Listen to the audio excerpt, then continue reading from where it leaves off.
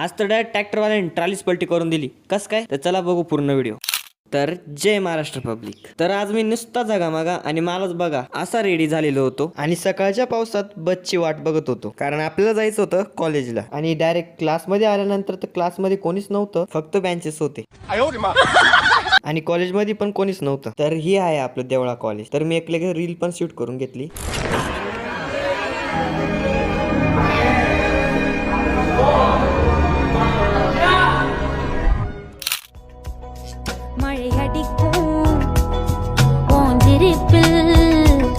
செடி முளைக்கும் நான் பூவாக,